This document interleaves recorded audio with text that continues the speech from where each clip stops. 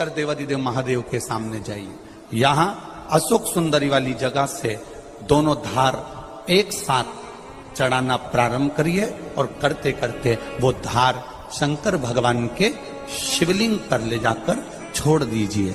ये सावन के महीने के अगर आपने मात्र 7 दिन भी लगातार अगर ये धार आपने चढ़ा ली है तो देवादिदेव महादेव की कृपा से 3-4 महीने में सूचना आपको प्राप्त हो ही जाए। आपके घर के पास में जो शिवालय है भगवान शंकर का एक छोटा सा शिवलिंग है, मानो अगर दिल से तुमने मान लिया कि ये केदारनाथ है, दिल से तुमने मान लिया कि ये महाकाल है, दिल से तुमने मान लिया कि भीमा शंकर है, दिल से तुमने मान लिया कि ये मल्लिकार्जुन है, दिल से तुमने मान लिया कि विश्वनाथ है। जिस दिन तुम्हारा मन पर जाए, श्रावण के महीने में जब तुम 2 लोटा जल चढ़ाने के लिए जाओगे,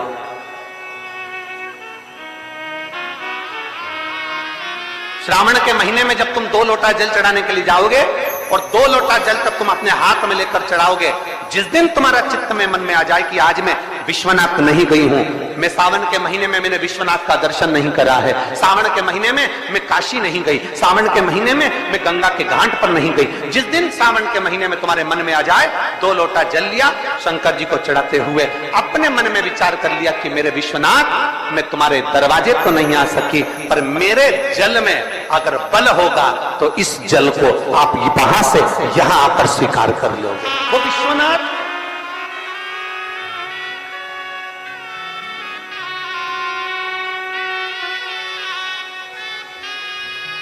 पहला दिन लगे 2 लोटा जल चालू कर दो। श्रावण के पूरे महीने 2 लोटा जल अपने घर से लेकर जाओ और अपने घर से जब जल लेकर जाओ तो ये विचार कर कर जाना, आज मैं शिव को काशी में, आज मैं शिव को केदार में, आज शिव को अमरनाथ में, आज शिव को भीमा शंकर में, आज शिव को मल्लिकार्जुन में। और फिर निवेदन करूंगा, जिस बहन को 19 और 20 साल तक भी औलाद नहीं हुई हो तो कृष्णेश्वर महादेव का नाम लेकर 2 लोटा जल तुम्बकेश्वर महादेव का नाम लेकर चढ़ा कर देखना, सावन के बाद में बाबा संतान जरूर देगा, झोली जरूर भरेगा।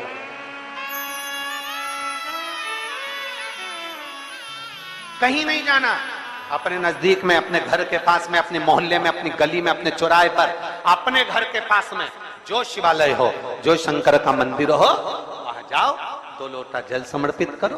और फिर निवेदन करूंगा, जल से ज्यादा जरूरी है मेरे भोलेनाथ जी के मंदिर की सफाई करना। अब कीचड़ चालू हो जाएगा, पानी चालू हो जाएगा, सावन का महीना चालू हो जाएगा, अपने साथ एक कपड़ा लेकर जाओ, बाबा के मंदिर को पूरा साफ कर कर, बाबा के शिवलिंग का स्नान कर कर, बेलपत्र निर्माल्य जितना पड़ा है उसको उठाकर कहीं विसर्जन के लिए, किसी नदी तालाब बावड़ी में नहीं, किसी कुएं में नहीं, निर्माल्य तालाब में, नदियों में, बावड़ी में डालने के बाद वो निर्माल्य सड़ता रहता है, नदी नाले का पानी सूखता रहता है, उसमें कीचड़ इकट्ठा हो जाता है। उस निर्माल्य को इकट्ठा करो, गाड़ी में भरो, किसी एक खड्डा खोदकर वहां दबाकर उसकी खाद तैयार करो और बाद में बेलपत्री के वृक्ष के नीचे उसको डालते रहो। पर ध्यान रखना कि निर्माल्य हमें नदी तालाब बावड़ी कुएं में नहीं डालना, महादेव से कहना नहीं आता। तब हम क्या करें?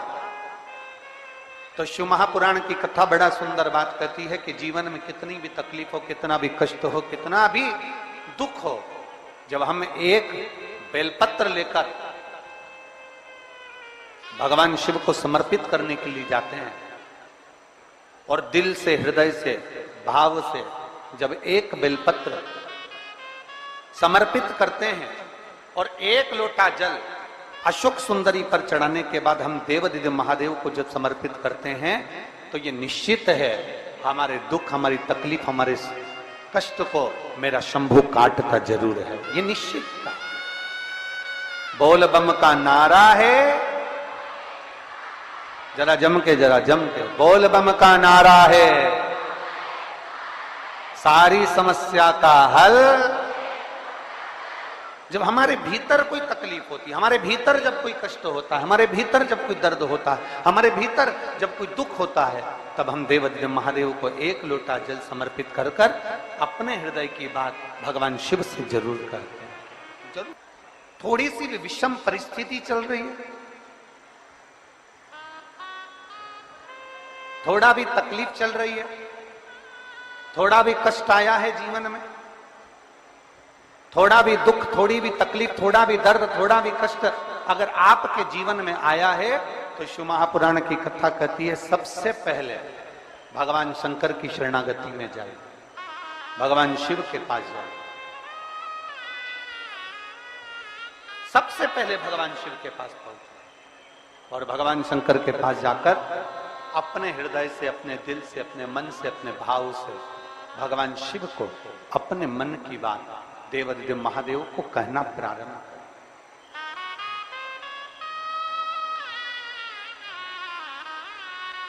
अपने भीतर जो संशय है, अपने भीतर जो संशय उत्पन्न हुआ है, अपने भीतर जो हम संशय में आए हैं, उस संशय को मिटाने के लिए, अपने भीतर के दुख को, अपने भीतर की तकलीफ को, अपने भीतर के कष्ट को मिटाने के लिए कहीं दूसरी जगह नहीं जाए।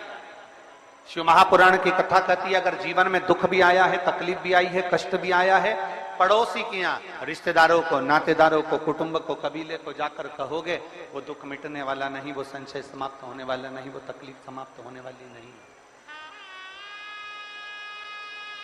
वो दुख समाप्त होने वाला नहीं है। अगर जीवन में संशय आया है, जीवन में अगर तकलीफ आई है, जीवन में अगर कष्ट आया है, तो हमें शिव की शरणागति ग्रहण कर लेना चाहिए। एक लोटा जल हाथ में लेकर भगवान शिव से अपने दिल की बात, अपने मन की बात भगवान शंकर को जरूर जाकर कहना चाहिए। कर रहे हो ये आपके ऊपर निर्भर करता है। मां, महात्मा और परमात्मा,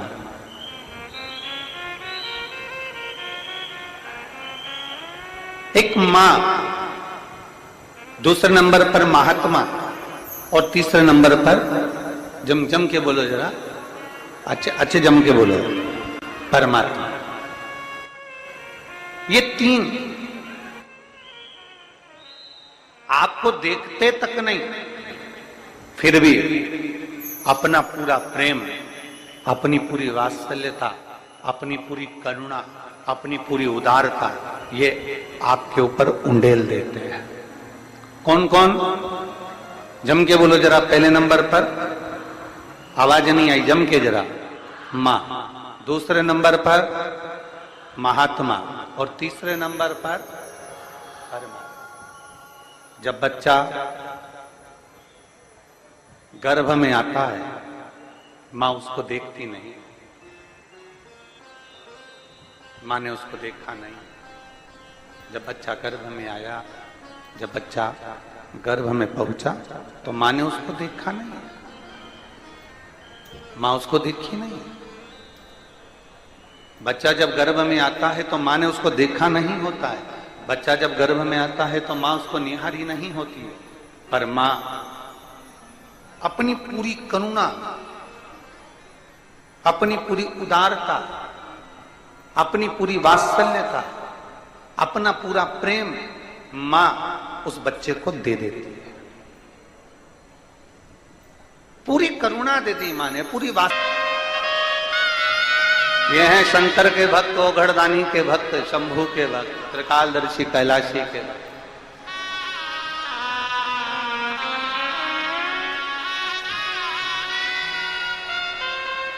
अपने नेत्रों से दर्शन करते रहते हैं। भगवान ब्रह्मा अपने नेत्रों से दर्शन करते रहते हैं, पर शंकर जी के नेत्र बंद रहते हैं, शिव जी के नेत्र बंद रहते हैं। शंकर भगवान समाधि में डूबे रहते हैं, शंकर भगवान समाधि में लीन रहते हैं। तो कई लोग, कई जिनके मुख में जो आता है, जिनके विचारों में जो आता है, वो कह देते हैं कि शंकर जी की आराधना नहीं करना चाहिए क्योंकि शंकर तो समाधि में डूबे रहते हैं, वो तो देखते ही नहीं है। पर उनको समझाना यह है कि नानू मां का चरित्र कह रहा है कि नानू मां के पिता मछली पकड़ने का जाल बनाते हैं और ध्यान नानू मां पर रहता है। एक पनिहारन पानी को लेकर जाती है, सिर पर हंडे पर हंडा, मटके पर मटका, मटके पर मटका, मटके पर मटका रखती है, चलती जाती है, पड़ोसन से बात करती है, पर ध्यान मटके पर रहता है। एक माँ अपने बच्चे को लेकर बाजार में जाती है, सामान कितना भी खरीदे पर बच्चे पर ध्यान रहता है। एक पिता अपने काम में ध्यान देता रहता है, उसी तरह मेरा ओगढ़धानी भले नेत्र बनकर कर समाधि में डूबा हुआ हो, पर जो एक लोटा जल चढ़ाता है मेरे शंकर का ध्यान उस पर बना ही रहता है। वृक्ष लता से स्नान कराऊंगी, ये अपने भीतर एक संकल्प अपने भीतर लेना है कि श्रावण के महीने में हमें शिव को कैसे रिझाना है, शंकर को कैसे प्रसन्न करना है, शंकर को कैसे प्रकट करना है। शंकर को देव अधिदेव महादेव को पकड़ने का जाल इंसान नहीं बना सकता, वो तो शंकर देव अधिदेव महादेव किसी के दिल में आकर बैठ जाते हैं तो वो हृदय के जाल में शंकर को पकड़कर अपने दिल में बिठा लेता है। कोई कोई लिंग के सम्मुख में सत्य बोला है, घर में जब शुभ आयोजन होगा, घर में जब शुभ शकुन होगा, घर में जब शुभ कार्य किया जाएगा, घर में जब वंश की वृद्धि हो रही होगी, घर में कोई नया मेहमान आ रहा होगा, घर में कोई आतिथ्य हो रहा होगा, कोई नया मुहूर्त हो रहा होगा, तब हे नारायण आप सत्य बोले हो, इसलिए आपकी पवित्र पूजन प्रत्येक घर में पूर्णिमा, अमावस्या, एकादशी, द्वादशी, संक्रांति आदि कादिक दिन आपके इस स्वरूप की पूजन पूरा ब्रह्मांड करेगा और आपको लोग सत्यनारायण भगवान के नाम से पुकारेंगे। बोल सत्यनारायण भगवान की।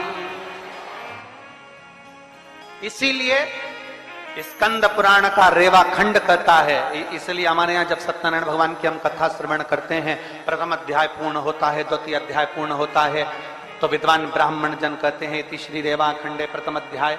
तो ऐसा रेवा खंड में से भगवान सत्यनारायण के सुंदर स्वरूप का वर्णन आता है, शिव महापुराण में से भगवान सत्यनारायण के स्वरूप का वर्णन आता है, भगवान शिव की पवित्र कथा का वर्णन आता है, भगवान शंकर के सुंदर स्वरूप का वर्णन आता है, और भगवान नारायण का एक नाम सत्यनारायण है।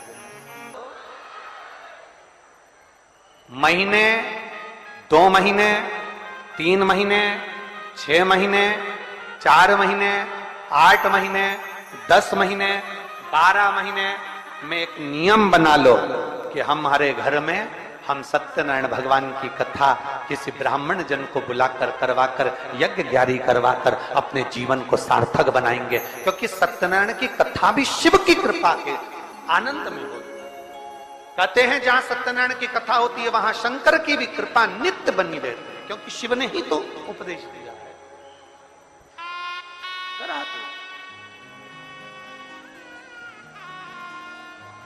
हमारे यहाँ तो माताएं बड़ा सुंदर सुंदर भजन भी गाती हैं, सत्यनारायण पर चढ़ेगा पर शिव पर कभी नहीं चढ़ेगा, कभी नहीं। गौ माता तू झूठ बोलिए मेरे सामने, तेरा पूरा शरीर पुजाएगा। कन्यादान, वस्त्रदान, मुद्रादान, स्वर्णदान, अन्नदान, सारे दान आगे से होंगे, पर गौदान पीछे से होगा, गाय की पूंछ पकड़कर किया जाएगा, क्योंकि तू झूठ बोल गई मेरे सामने।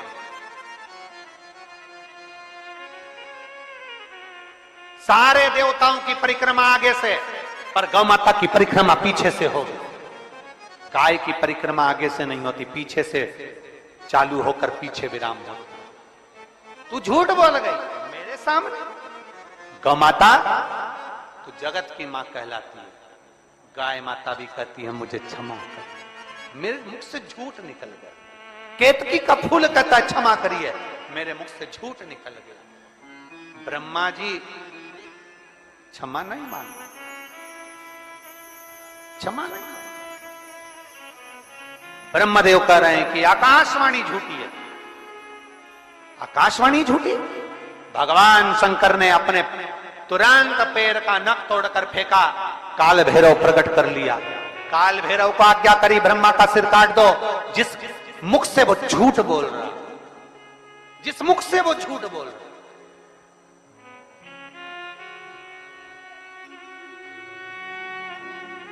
ब्रह्मा जी के सम्मुख में काल भैरव प्रकट हो गए।